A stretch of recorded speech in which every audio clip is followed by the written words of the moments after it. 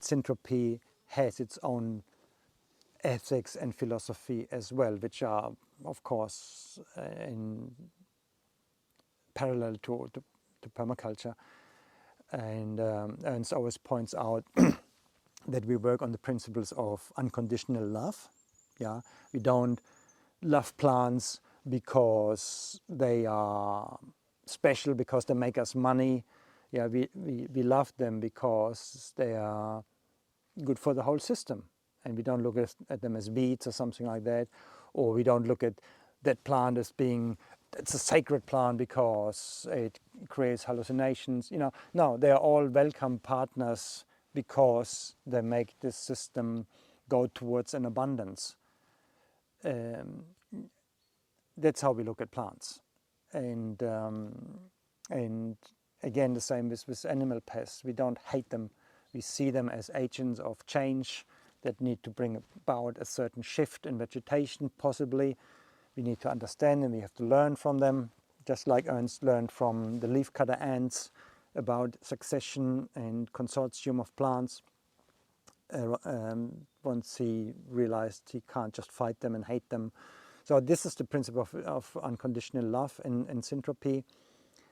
And it's also inspired by Taoism, of entering that flow, the dynamic, the constant change, embracing change, bringing about change, and also humbling ourselves as humans, that we don't see us as I would say, not even as the stewards.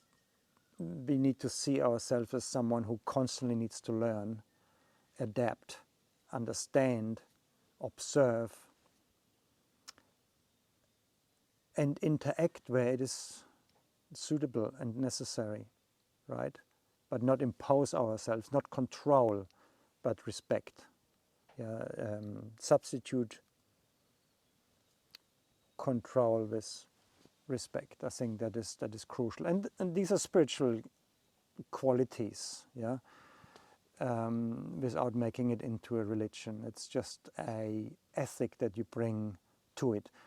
That means if Centropy would be taken up as an investment scheme by corporations, you cannot just look at it as a technique. It has to be embedded in an ethic, just like permaculture. So I think that's very important to keep that in mind. It's not just a tool that you program AI on and set it loose on the landscape. It has to be embedded in an understanding of respect for life, and us being just a humble part of it. So for the future, personally, I would like to see more people practicing it, of course. It should be a part of a school curriculum, because it's a language that everybody needs to know, because that's where our sustenance comes from. It's from our interaction with plants.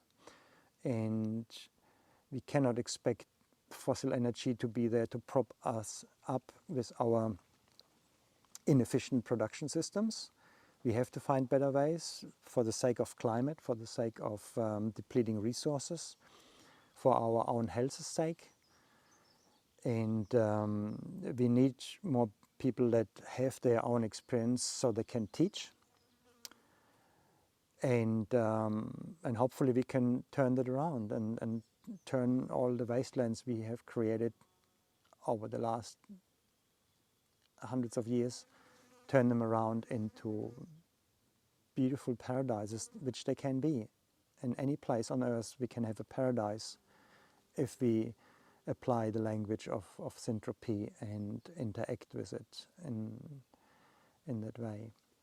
So yeah, let's get to it and use that beautiful insight that Ernst worked out over years and years of hard work, always striving for better understanding.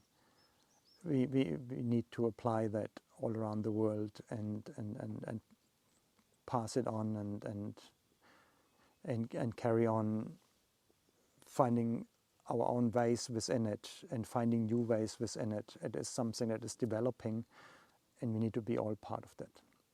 So yeah, please all join in on that journey. It's very rewarding. It's beautiful, and it's productive, and it's satisfying, and it's heartwarming being part of that. It's beautiful.